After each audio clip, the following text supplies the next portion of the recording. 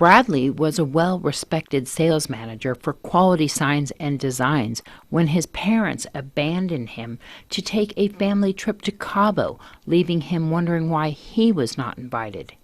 The action sent him into a deep depression, even though he was happily spending time with his grandmother, who loves him and who he deeply loves. But Grandma was busy at work this past week, and sometimes she can be a little wild herself, leading Bradley into some bad behavior. In the beginning, Bradley begins to hang out with some family friends. That opened the door to drinking and smoking, not always cigarettes.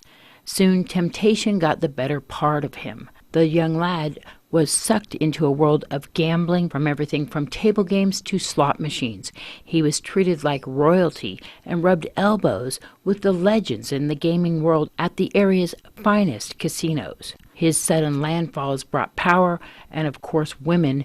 Guns and drugs quickly followed the lost soul. Bradley was brought down when a tip-off and an investigation resulted in his arrest by the Nye County Sheriff's Office,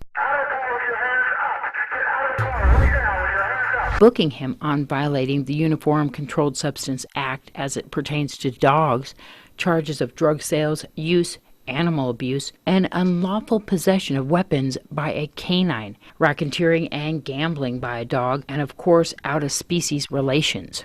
Fire Chief Scott Lewis says that they even sent the Nye County Emergency Services to his home to check for illegal substances. It was alleged that Bradley was commenced into some kind of illegal activities which possibly involved hazmat. Our crews responded, they completed a scene assessment, and they found that there was just minimal traces of materials, and Bradley was subsequently taken to care and custody of the Sheriff's Office. Family friends and business owner Alice Cummings spoke to our camera. Bradley was such a good guy. I knew him as a salesman and then sales manager of quality signs and banners. Can't believe he did this, Bradley. Along with a female who was found with the once popular entrepreneur. Bradley was always such a gentleman with me. The great-grandparents of Bradley and auctioneer Skisensky were as shocked as the rest of Pahrump to see how things can quickly change at this influential age. He was always such a good dog. I really never expected this from Bradley. I can't believe it. You know, it broke my heart when I heard what happened to Bradley. You know, you think you know somebody, you think that they're a good person in the community, and then just the mere absence of any authoritative figure in their life, and look what happens. Now, the worst part comes out, they're in jail, and their whole life is going to change.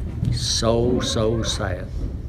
Sheriff Sharon Worley gives her advice. This just goes to show that you need to know where your animals are, where your children are at all times, because you can never tell what they're doing unless you're there with them.